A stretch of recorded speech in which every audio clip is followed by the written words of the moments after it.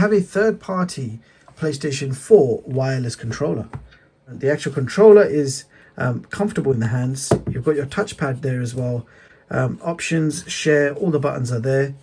You've got your headphone jack at the bottom, power socket at the top. So pretty good copy of the original, and I'll bring in the original just to compare. Here is the original.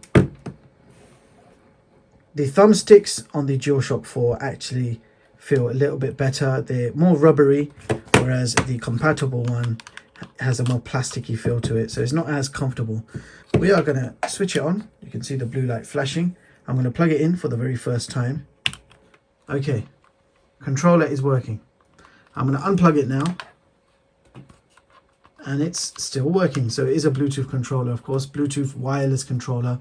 The biggest difference is the light. You don't have the light on the back like the original. The light is on the front. So the light does the same thing, tells you that you're connected, but it's not on the back. So that's interesting. Controller seems to work fine. So we're going to try using the touchpad to type. Wow. It's like extra sensitive, but it works. So for example, let's search for WWE. And we're just going to hit R2 to search. It works. Awesome. Home button, share button. Yeah, and that's the start button. That works fine as well. Let's play a game just to be sure. And that fan noise you're hearing is my PlayStation 4. It's like a chopper about to pick up, so just try and ignore that noise. We are testing out this controller, so I'm loading up a multiplayer game. Domination. Secure the objectives. Alright, here we go. It's moving around fine. Let's try the buttons. Let's try the joystick. Attack buttons works fine.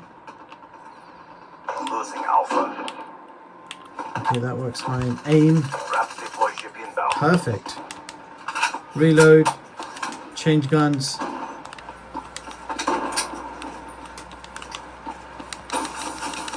Double jump. Experience with this controller, you have full functionality. Everything works as it should. It feels different than the official controller. It's something you have to get used to.